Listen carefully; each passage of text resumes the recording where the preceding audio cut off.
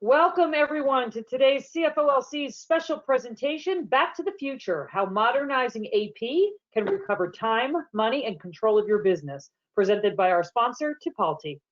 My name is Angela Tice. I'm the National Membership Chair and Northeast Regional Director, and I will be facilitating today's session. So with that, I just want to go through a little bit of housekeeping before we actually get started. You might have noticed that your lines are muted, and that's just so that there are no distractions. However, we certainly encourage your questions and your comments, so please feel free to type your question in the questions area, and I will ask those questions on your behalf. I'll be monitoring that area so that we can address your concerns. And I just want to let you know that because we have a full-fledged presentation today, I will hold off and ask those questions at the end of the presentation, but we will certainly make time to answer those questions.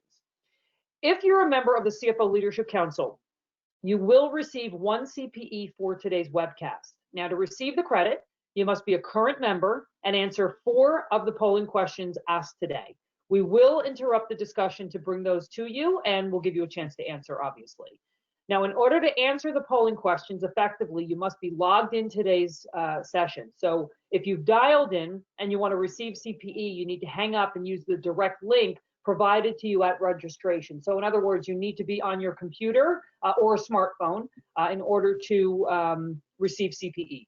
You have to be logged in. And just a couple of other things, just so that you know, if there's a lot of friends of the community on today.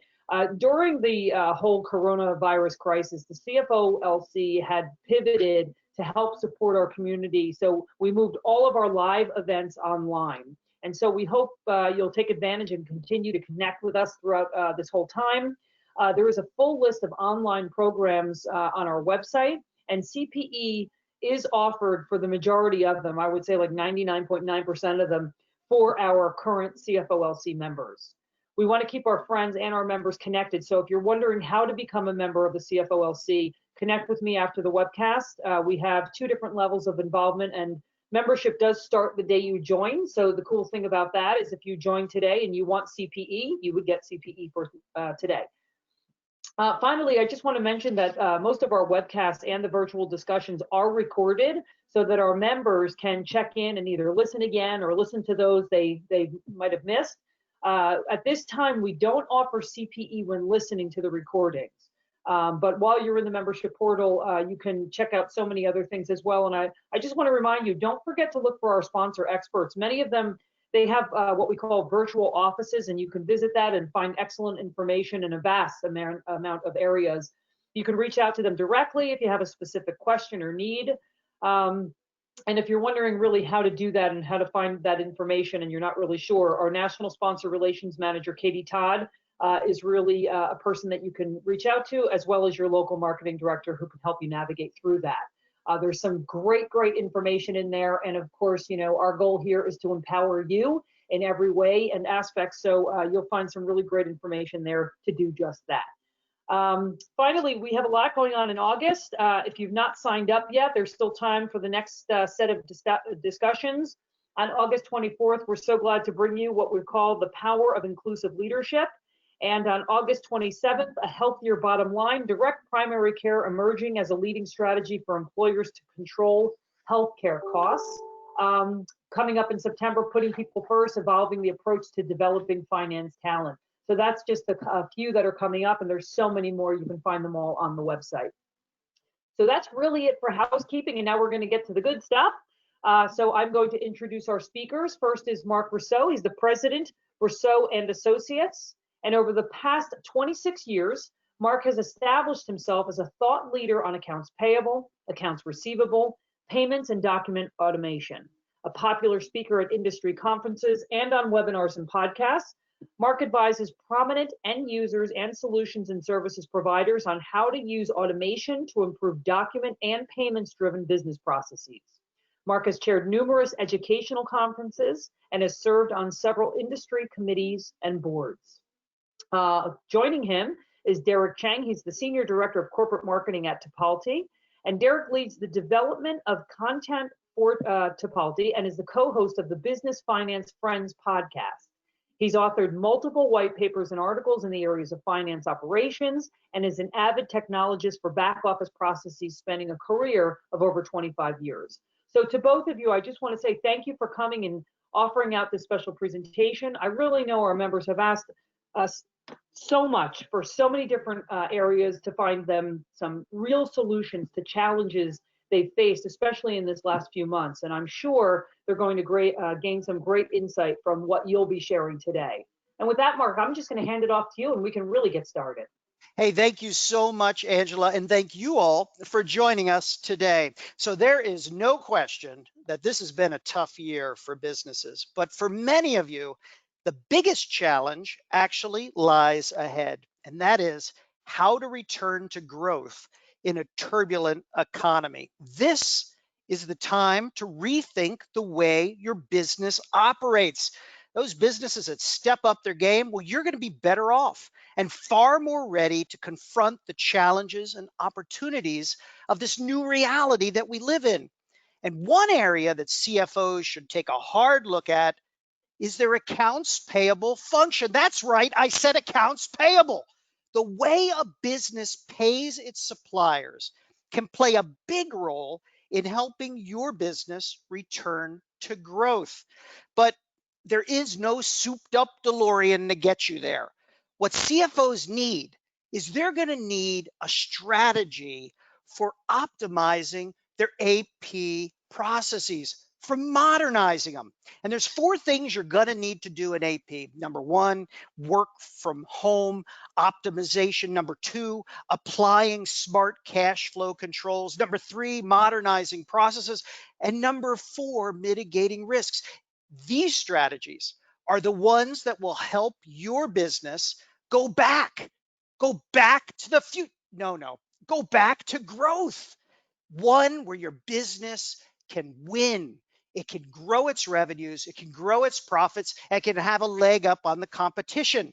And that's what today's webinar is all about. So buckle up, Marty. Here we go. We wanted to start with a poll question, which is about to be displayed on your screen. We wanted to know, which of the following is your accounts payable department's biggest challenge? Is it disruption to established business processes and procedures?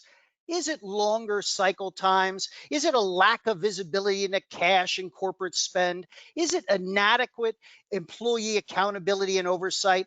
Or is it concerns about compliance and fraud risk? Take a moment to respond to the poll question now displayed on your screen.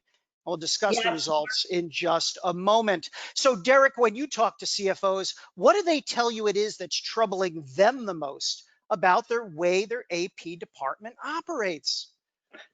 Well, Mark, certainly in the age of COVID, we're looking at less visibility, less accountability within the organization around these processes.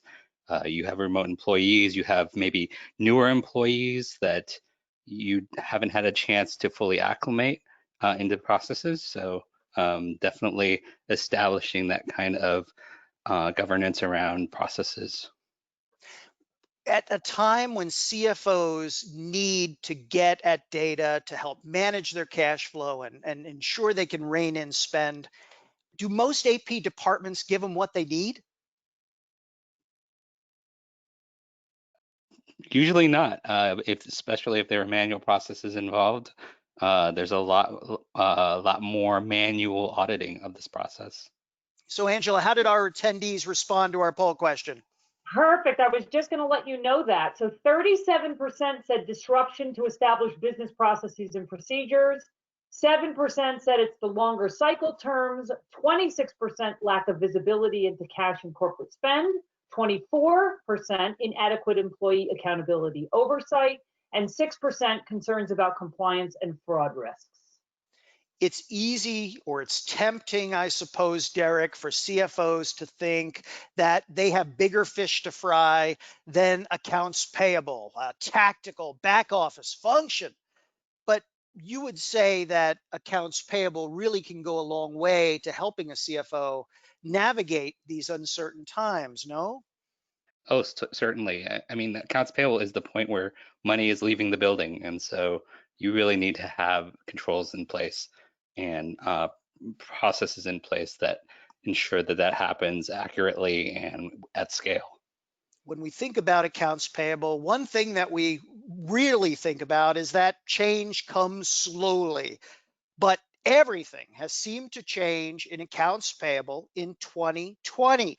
The pandemic has resulted in new ways of working. 91% of accounts payable practitioners are working remotely, and there's no telling when or if they're going to be returning to the office. AP practitioners also are working longer hours these days. 8% of AP practitioners are working an additional 2 hours per day.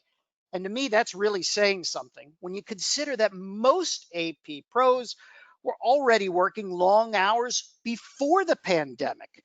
And the longer days that AP pros are working can largely be attributed to trying to keep up with the new risks and new operational challenges that have been created by the pandemic. 1/4 of AP leaders say they're concerned about fraud and compliance issues created by the way they're doing things these days. The new normal, it's disrupted established processes and procedures for approving invoices and for paying suppliers. In some cases, some of you have been forced to choose between circumventing checks and balances and just getting suppliers paid so you could get what you need to run the business. Some businesses are relying on email, yes, email, to onboard suppliers and to route invoices to purchasers for approval. I heard of one organization that sent a trusted employee home with a check printer and check stock to ensure that suppliers could get paid. Don't do that. No, it's no surprise when you think about all this that the FBI, the IRS, and Interpol, well, they're all reporting a huge spike in phishing schemes and business email compromise attacks. Hey, fraudsters couldn't let a good crisis go to waste. And over the next couple of quarters, I predict we're going to hear of more and more cases of fraud because of the way we're doing things in accounts payable these days. That's not the only problem we have down in AP. AP leaders also must contend with more calls and more emails from suppliers regarding the status of their invoices and their payments. Studies show that it costs an average of $3.60 to respond to a single inquiry from a supplier regarding the status of an invoice or a payment. Now, I know what you're thinking. $3.60 isn't a whole lot of money. But when you multiply it by all the calls and all the emails your company receives from suppliers each month, well, that adds up fast. Many businesses receive hundreds or thousands of these inquiries every month, and they're getting more of them every day. And worse, in today's remote working environment, now it's harder for our AP teams to chase down the information they need to respond to these inquiries. So it's pretty likely that the cost is going up, not down. 1 in 5 businesses are concerned about missing invoice due dates because of the operational disruptions that have been caused by the pandemic. There's no question, folks, that it's hard to adapt manual and semi-automated invoice approval and payment processes to a remote work environment. And last but definitely not least, 6% of businesses are concerned that their current AP processes won't provide them with the visibility they need into cash and spend. Chances are good that you've been asking for more and more reports from your AP department on where things are with cash and spend. And those reports are hard for AP to come up with. And you're probably dissatisfied with the level of visibility you're getting. And that has a lot to do with the way things have operated for a long time in AP. Over the next several quarters, this is going to become a bigger and bigger problem. All told, altogether, 19% of businesses are concerned about their current processes for paying suppliers. And 7% of AP leaders say they're just downright overwhelmed. And this is at a time when we also have new economic pressures that are raising the importance of accounts payable automation. 62% of us have experienced lower revenues because of COVID-19. This is no surprise. 2/3 of us Well, we're expecting to reduce spending if we haven't done so already because of the pandemic. Well, reducing that spending is going to be easier said than done for many of you. For 25% of businesses, they say that the pandemic has made it harder for their organization to manage its spend. There's work from home arrangements, the lack of visibility, the difficulty adapting paper-based processes. They all factor into the reasons for this. But that's not to say that we had a good handle on spending to begin with. Nearly 3/4 of businesses said that their spend management needed help before the pandemic. In fact, most businesses say that they only have tight control over 75% of all of their company spend. Now, if if I told you that, it's okay to let 25% of your spend be loosely controlled or even wasted, you'd think that was ludicrous. And yet, that's the way our businesses operate. And things only get more complicated when you grow. Complicated global and M&A business structures. Well, that's the norm in today's global economy. There's plenty of you on the line today with international divisions, acquisitions, subsidiaries, brands, entities, shared services centers. And many of you have disparate AP processes for all of them. And that's a lot like the company structure on this slide. So what do things look like in AP then? Well, pretty much it's a nightmare.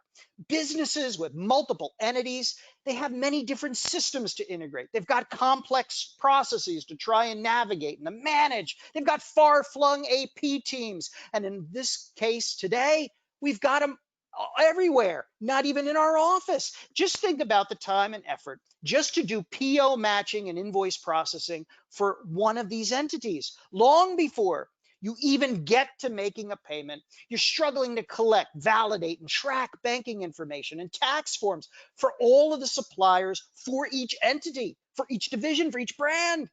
Think of all the resources required to make payments in a local currency.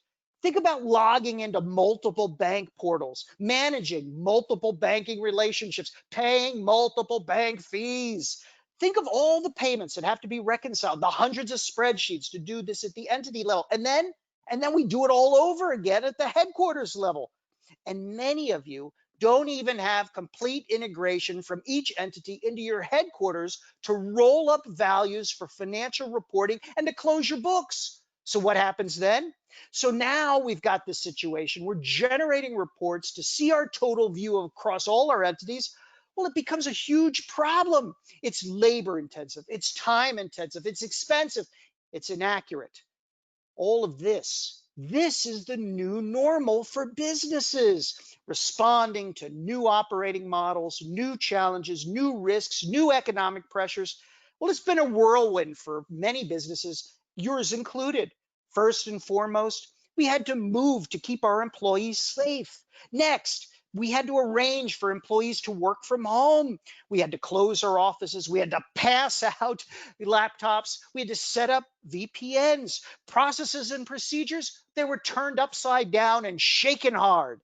And finally, after several months, employees have begun adapting to the new normal. We've settled into an operational rhythm. It ain't pretty, but it's getting the job done. Well, now the challenge for CFOs like you, now the challenge is to figure out how, despite all of this, we can start returning to growth. How is it we can go back to the future? Well, many businesses have already begun to rethink the way they pay their suppliers.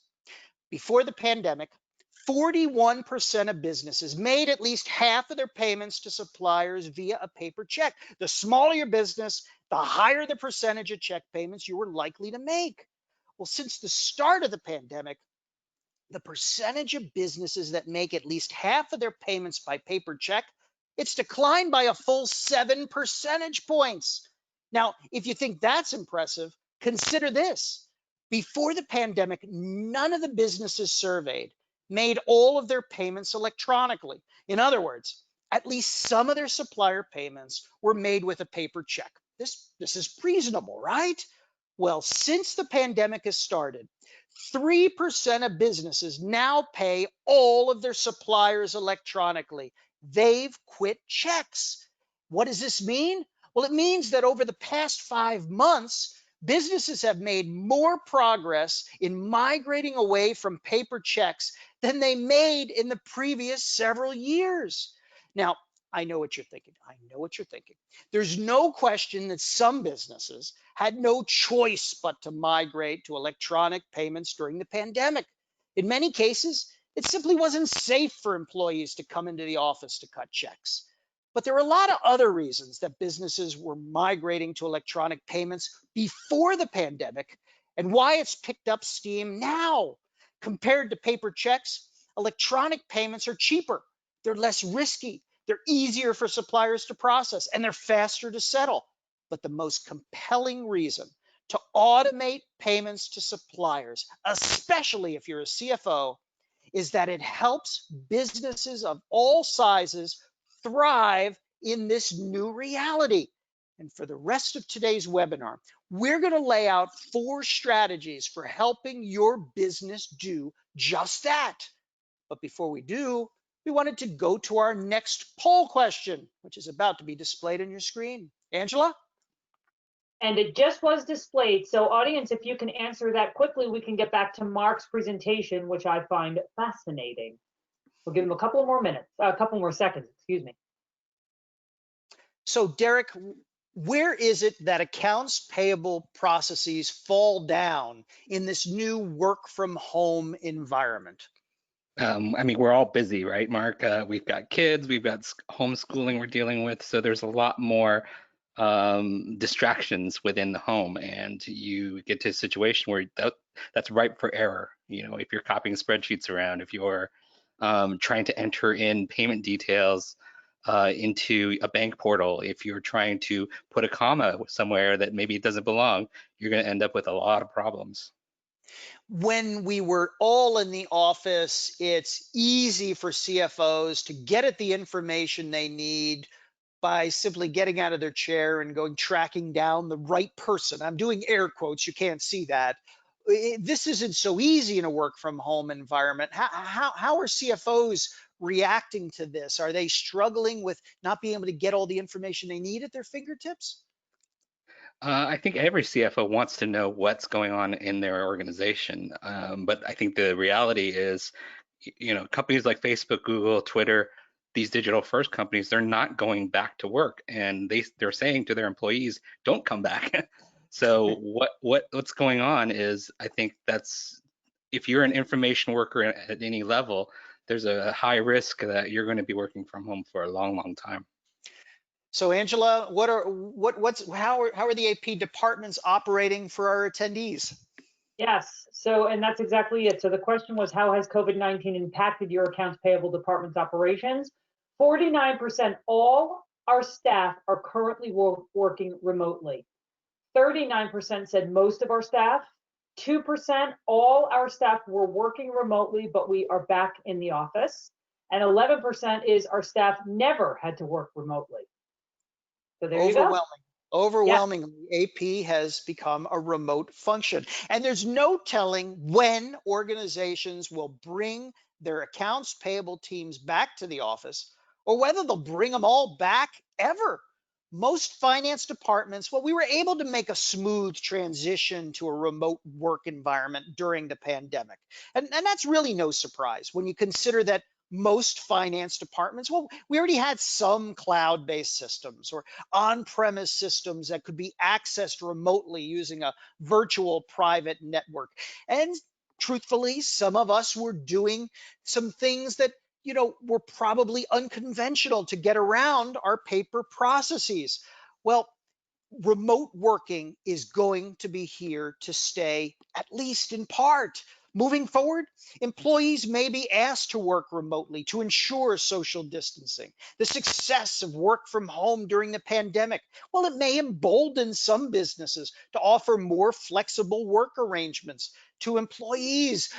Derek referred to several who've had a change of heart about whether their employees should really be able to work from home. More organizations, well, they're likely to offer remote work arrangements to recruit new talent to our finance departments. And I'm thinking in particular about millennials. And over time, some businesses may downsize their office space because of the success of remote work arrangements. This is going to create a big challenge for businesses. The challenge for you as a CFO is to use the lessons we learned during this work from home experience to achieve sustainable results during the new reality. Muddling along will not get it done in the long haul. And so we've got to address a few things. Number one, only 66% of businesses believe their finance and accounting team has the flexibility they need to be effective. Only 58% of finance teams say they have the infrastructure they need to provide timely and insightful reforecasts and analysis, which are going to be critical in the coming quarters. And the approaches to paying suppliers that we've taken during the pandemic, working longer hours, routing invoices via email, and putting workers in harm's way to open mail and print checks, well, those things are simply not going to be sustainable. Automation optimizes this work from home environment. Digital workflows, they don't require staff to be in the office to receive or approve invoices or cut checks. Staff can electronically collaborate with suppliers and internal stakeholders to resolve exceptions no matter where they work. Online portals allow suppliers to submit invoices electronically, securely provide contact information as well as banking details, and to even check on the status of their invoices and payments 24/7, 365 without the need for a phone call or email to your staff. Built-in governance controls, audit trails, they're going to help you ensure accountability and security no matter where your employees work. And unified real-time visibility enables your accounts payable leaders to manage their operations across multiple geographies, across multiple business units, so that you can ensure that your costs stay under control. The trick for businesses moving forward isn't to just survive with a work from home arrangement, it's to thrive. And that's what AP automation helps you do. And Angela, that brings us to our next poll question, which is about to be displayed on your screen. Absolutely. I just distributed that. So again, audience, if you can do that quickly, we can get back to hearing what else we're going to learn today. Derek, there's a lot of working capital management tools that are available through accounts payable automation. But one of the most interesting to me is this idea of supply chain financing. Tell me why that has grown in popularity and what it means during these tough times. Well, certainly it's grown because the payer doesn't have to necessarily outlay a lot of investment in that. But it does require a third party partner to be involved. But the idea is if you can do it in an integrated way, along with AP, you could conceivably execute these programs at scale. Let's see, Angela, how our attendees responded to the poll question. We asked them which of the following working capital management strategies does their organization currently use? Yes, and so 30% said that taking advantage of early payment discounts, 5% dynamic discounting of approved invoices, another 5% supply chain financing, 59% extending our standard payment terms, and 54% predictive analysis of cash flow. Any of this surprise you, Derek? No, in fact, extending terms is right on top of what everybody should be doing. We're seeing net 45, net 60 as the new reality for a lot of companies. And what you don't want to do is create a cascade effect that's going to hurt your suppliers, that they will start passing it on to their suppliers. It becomes really problematic from that standpoint. But if you can extend your payment terms, and oftentimes that's taking advantage of supply chain financing and early payment discounts as a way to alleviate some of that pain, get suppliers paid earlier, in fact, earlier than their due date, that actually will help that process along. Our second strategy for getting your business back to the future is to deploy smart cash controls. Let's face it, navigating the economic fallout of the pandemic is going to require your business to manage its cash flow efficiently so you can minimize working capital risks. Cash flow insolvency isn't just the talk of college campuses anymore. It's a reality for many businesses, particularly small and mid-sized ones. Businesses are increasingly counting on accounts payable to assist with this, to help them manage their liquidity, to understand their cash flow options, to model cash flow needs based on real time and historical data. And I'm seeing more and more businesses making cash forecasting a key part of its accounts payable activities, and providing timely and insightful analysis and forecasts. Well, it's going to be easier said than done for many AP departments. The root of the problem is that only 66% of finance departments have the planning systems and analytical tools they need. Another reason that many finance and accounting teams struggle to deliver the insights that their organization needs is that they're relying upon spreadsheets for reporting. Yes, those relics of the 1980s, just like the movie that we're referring to in our webinar title. 40% of AP departments are using spreadsheets as the reporting tool of choice. Folks, spreadsheets are hard to manipulate. Information must be manually downloaded from multiple non-integrated sources. And it takes so darn long to create a single spreadsheet. Well, your information becomes outdated the moment you hit save. Automation puts smart cash controls at your fingertips. Real-time data around crucial business metrics. It helps you inform and accelerate decision making. CFOs can leverage accounts payable data to quickly model financial plans that reflect changing scenarios. Real-time visibility into all supplier expenses. It helps you stay on top of your costs so you could be proactive and not reactive. Payment terms can be rationalized to free up cash on investments. Supply chain financing enables you to get paid, suppliers to get paid faster without negatively impacting your balance sheet. And virtual cards can provide cash back incentives based on your spend.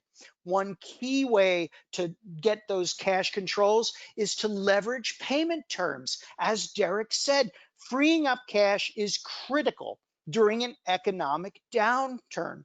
Businesses, you need cash to pay off debt, to reduce borrowing, and to make the investments that'll help you be positioned for that recovery we hope is coming.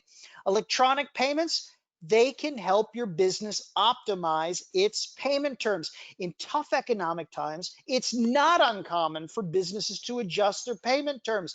58% of IOFM members say they're currently extending their payment terms. Our poll results today reinforce that.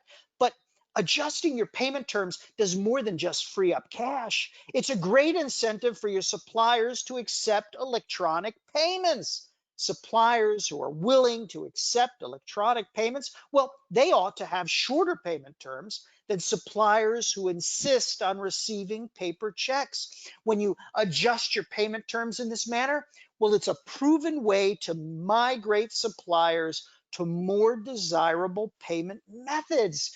And an easy way to standardize your payment terms is to coordinate them with your purchasing process, to have that discussion on the front end of a relationship with your suppliers. One benefit of extending your payment terms is that it opens the door to more opportunities to capture early payment discounts. 80%, 80% of suppliers are willing to exchange a discount on the amount due on an invoice in exchange for earlier payment. Now, I know there's going to be times when early payment discounts are not appealing to you. You simply want to preserve cash in your balance sheet. And that's where supply chain financing comes in. In this kind of an arrangement, you've got a third party that agrees to pay your supplier early on those approved invoices in exchange for a discount on the invoice due amount. Your organization receives a share of the fee the third party gets for the early payment, and your balance sheet cash is preserved.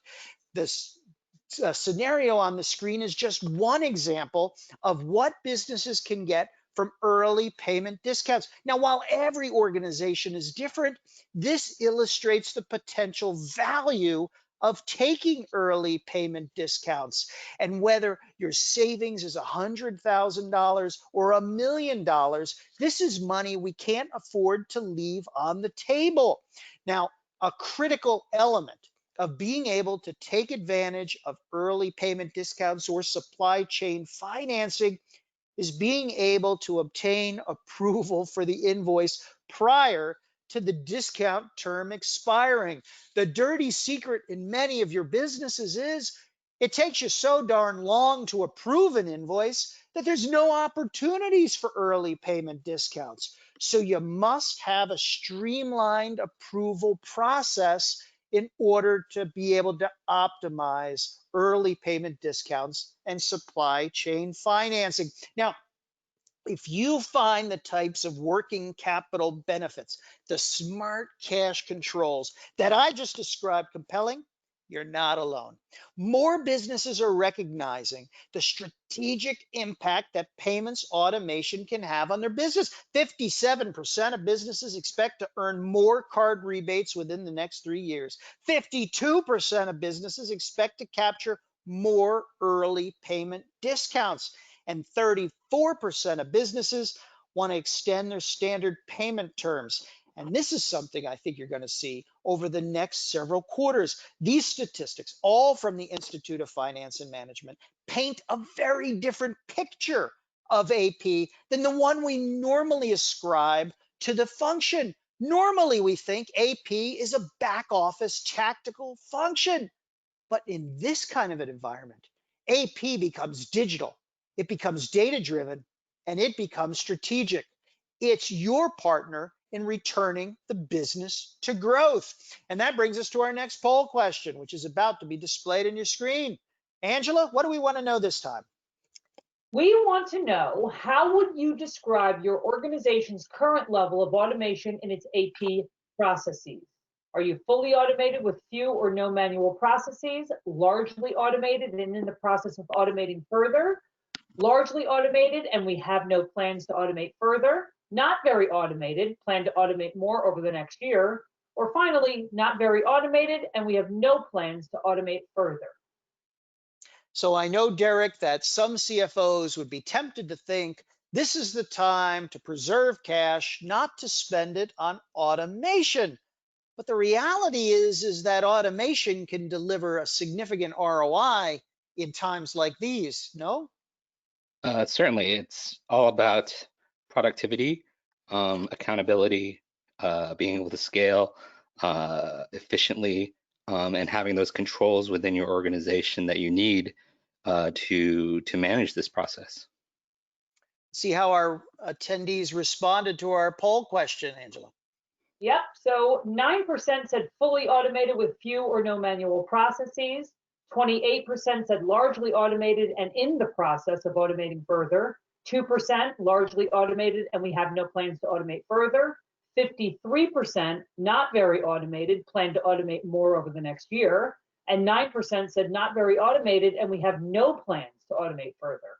My public school education might be failing me, but by my math, that's 81% of our attendees are planning to automate further. So if you hang up the phone from this webinar and talk to your AP department and they say they have no plans to automate their processes, you need to be asking some very hard questions, because the fact is the hard lessons we've learned during the pandemic is going to be the impetus, and in some cases, the business case for businesses to move forward with accounts payable automation. Many of you struggled to pay invoices on time during the pandemic because of those difficulties in adapting paper-based processes to this work from home environment. We have the spike in supplier inquiries. We've got not enough visibility into AP data that we need for the economy. We've got the fear of disruption, and we've got all this risk. We've got to do something about these manual and semi-automated processes. There's a lot of interdependent tasks that go into getting suppliers paid. You need to onboard suppliers to keep the vendor master file up to date. You got to stay in compliance with tax regulations. You got to keep track of approvals for invoices. You got to deal with currency conversion for global payments. You got to communicate with suppliers about payment statuses. You got to reconcile payments. The list goes on and on. AP isn't just about paying the bills, if it ever was. It's about all of these processes together that are typically done manually in too many of our businesses. That's not only inefficient, it also adds risk to the process, risk of human error, risk of being out of compliance, risk of failing an audit, risk of heavy fines and penalties, risk of falling behind the competition. 71% of businesses plan to automate their accounts payable function further this year. Our poll results reinforce that. Even those businesses that are largely automated, they have plans to deploy more technology. Only 6% of you have thrown in the towel and said you won't budge from your manual accounts payable existence. So when that proposal to automate accounts payable hits your desk in the coming months, I want you to act on it fast. And automation can't get here fast enough for many of us. While consumers have largely ditched paper checks in favor of electronic alternatives, checks still represent a big percentage of business to business payments. What are we doing? 81% of AP departments say they still make some portion of their supplier payments using a paper check. And what's so surprising to me is just how dissatisfied businesses are with these paper checks.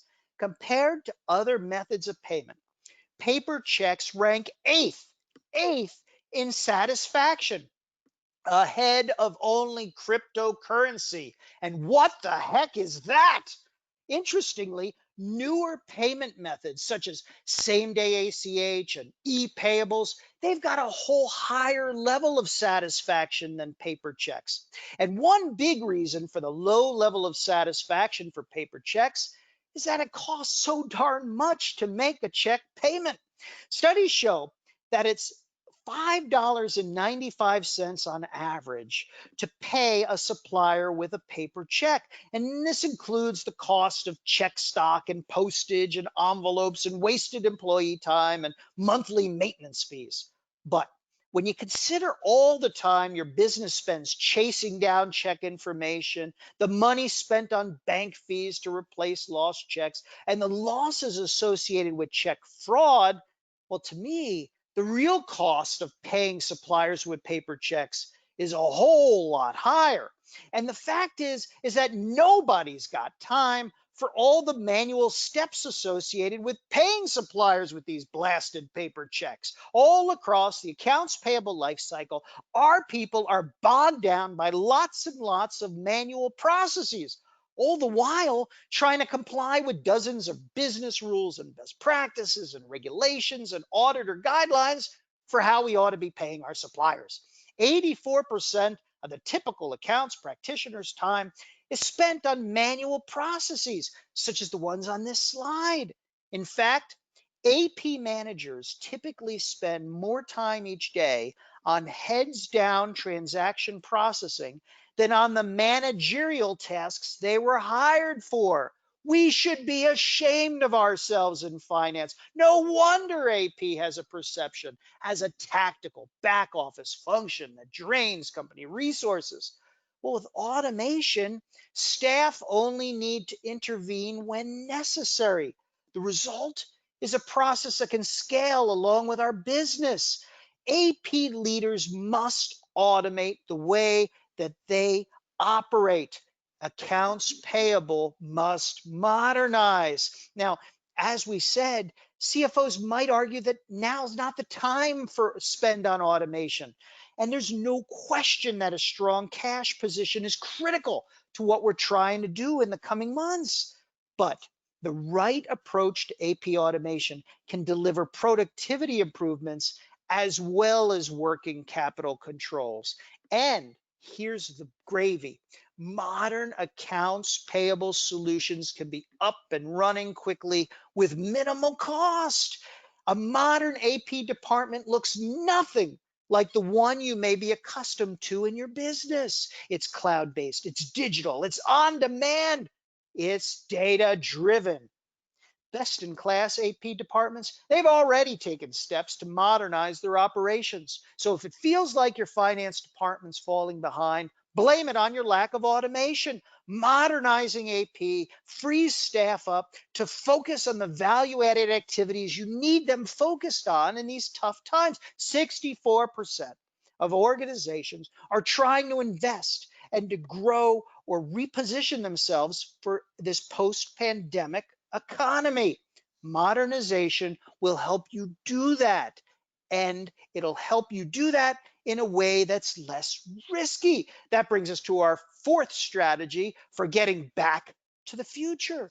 Reduce operational risk. The possibility of fraud and compliance risks, well, it's always heightened when operations are disrupted. And make no mistake about it, manual and semi-automated invoice approval processes raise your risks. You've got the situation where email routing isn't secure. You've got no segregation of duties, no chain of custody assurance, no tracking of actions taken, no ready access to audit information, and key information can be deleted ahead of deadlines, even by well-intentioned employees. With payments fraud already at an all-time high, you can't afford these additional risks. That's a big reason that businesses rank traceability as their top priority in the new era of payments, not ease of reconciliation, not cost, and not speed. All those hot button topics that we see in the trade publications. And mitigating risk starts with instituting strong financial controls that help prevent fraud and compliance risks. Now, regularly evaluating your financial processes, well, that'll help you uncover potential vulnerabilities. But automation can help maintain strong controls in this new reality.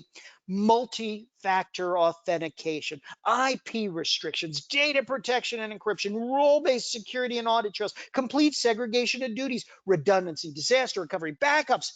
This is what you need in the new normal. And you also need the ability to make sure a supplier is payable.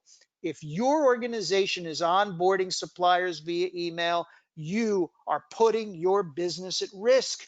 In the past, screening vendors for anti-money laundering compliance, well, it was largely an afterthought.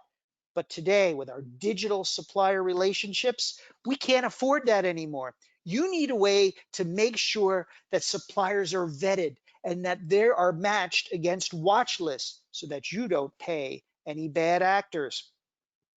The message Derek and I want to leave you with today is that accounts payable can play a big role in helping your business thrive in this post-pandemic economy.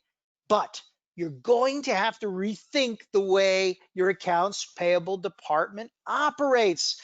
The perception of accounts payable, well, it's already growing in a lot of businesses. Most businesses now see AP as being very or exceptionally valuable. This is a far cry from the long-held perception that AP is a tactical back office function. But if you want to leverage AP to help contribute to your business growth, you're going to have to find ways to ensure work from home productivity, to apply smart cash controls, to modernize processes, and to mitigate risks. Automation makes this happen in the short term while setting you up for long-term success. New ways of working, new operational challenges, new risks, new economic pressures. In this new reality, surviving might seem like a reasonable goal. We're muddling through. But the business. The business expects more of us in finance. It needs us to help it return to growth, to get back to the future. And this is what a modern AP function can help your business do. With a modern, digital, data-driven, and strategic AP function, now you can scale faster, you can increase cash flow, you can extend DPO without impacting your existing payment terms, you can lower your cost of goods and services purchased, and you can strengthen the supply chain. But don't take my word for it. To help tell you how Tipalti is helping businesses do this, I wanted to hand it off to Derek. Derek? Thank you, Mark, and thank you all for attending. What's really unique about our era is that the finance organization is finally getting a little technology love, especially today when we're all working from home and the paperless back office is no longer a wish, it's actually a necessity. So technology that can modernize finance operations, that really advances beyond solving one or two pain points in accounts payable. And it's about addressing the entire holistic payables process. So that's the goal, really, for strategic high-velocity finance teams. At Tipalti, we actually work with over 1,000 companies. Many are brands you recognize, and hopefully those customers, and actually proudly, those customers stick with us at a very high retention rate. And that indicates to us that we're important to them at an infrastructure level. So like an ERP or the spreadsheets that Mark was talking about, they really rely on us to help them pay their suppliers. CFOs and controllers, they've exchanged those bank fobs that you use for submitting wire transfers with your bank. They've exchanged that for software, and that lets them pay thousands of suppliers worldwide in a matter of clicks over multiple electronic payment methods. And they can do that securely, accurately, and in a very auditable way. One other thing about Tipalti customers, they bring us in when there's an immediate need, but also when they're addressing the future, 6 months, 12 months, 2 years down the road. Even in a pandemic, businesses have to keep looking ahead, and they might be expanding internationally, increasing the pace of their business, or just needing more robust financial controls to protect against payables risks. So that's when they bring in Tipalti. Next slide, please. One last point. You can tell by the audience responses that this is likely a very senior audience, maybe more so than other webinars that we might do. And I can tell from the responses, you folks are thinking big picture, long term, and that's really important. For a finance leader out there is there a finance leader out there who's not looking to optimize their headcount? Finance has to set an example within the organization around efficiency and accuracy. So they could choose to spend headcount on someone at an analyst level who might help them long-term with planning and spend management, or they could hire a headcount AP clerk to key in invoices at high velocities, get approvals, and make payment runs. So it's kind of a simple choice to me, I think, in terms of which one you make if you're growing as a company. Tipalti solves today's payables challenges for today, but then it readies you for tomorrow. And we solve, 80% of the workload for companies by integrating best practices around tax, regulatory, fraud detection, and compliance. And that way you can reach a faster financial close. We are enabler to all that success. So thank you for your time. Back to Mark. And with that, Angela, I think we're ready for some questions from the attendees. Yes, and perfect timing. So one of our attendees is asking, at what size would you say the automation makes sense? Our current AP function is covered with a part-time position with only 20 hours per week. Well, I guess it depends on what they're doing for the 20 hours. If they're keying in invoices, that doesn't seem like a good use of time. If they're making payment runs, that doesn't seem like necessarily a good use of time. But if it's 20 hours of analysis, then certainly you've done enough automation at that point. And I would imagine, Derek, that you're talking too about growth. So depending on what their growth vision is, that might be another reason to make sure that that's really efficient right now, I would imagine. Yeah, and also if you have designs around what that role will eventually be. That will be an indicator. The other would be if you are not getting what you need out of that process. That's another decision you have to make around automation. But ultimately, no 20 hours are equal. So this is kind of, I think, more on the human element. So one of our members, audience members, also kind of brings up the whole communication thing. And we know that, with automation, sometimes the communication part might fall through the cracks. So, things are getting done automatically and whatever. So what are your thoughts on, making sure that, through the whole automation process, you're still maintaining the very, very important communication part? Any thoughts on that, or any good advice? Yeah, that's a great question. I think a lot of automation technologies do a good job, or rather, they should focus on notification technologies. So, for example, when a payment goes out, when an invoice is approved, when you need approval for an invoice, uh, that process should be an integrated part of the workflow. And if you streamline that, you're going to get a better result. The survey that came back about having to communicate more with suppliers and dealing with supplier inquiries, that's a huge part of our own platform, where we basically work with the supplier directly to try and communicate what the status is of their payments, if there's a payment issue, how to resolve it. So it's integrated within the platform. And Derek makes a really important point here about the supplier element of communications. Our businesses are aligning themselves to be more customer experience focused. And part of that should include our supplier experience as well. When the recovery comes, we want to make sure we hold on to our valued suppliers, that we're a business people want to do business with, and that gives us a competitive edge. So automation helps provide that experience that suppliers will look for, that will help you out at the negotiating table, will help you out in times when supply chains are strained, when the economy is in stress. That's awesome. I love that you work it into the process. It is so important. I'm glad he brought that up. Another question, and I think you hit on it a little bit, so you might want to just expand. But the question is, how would automation deal with credit card statements, telephone cell bills, rent, etc.? There are still ways to execute payments that are separate from getting a bill, but that's probably a different question. That's more around expense management in some ways, but you can still send out a check with our platform.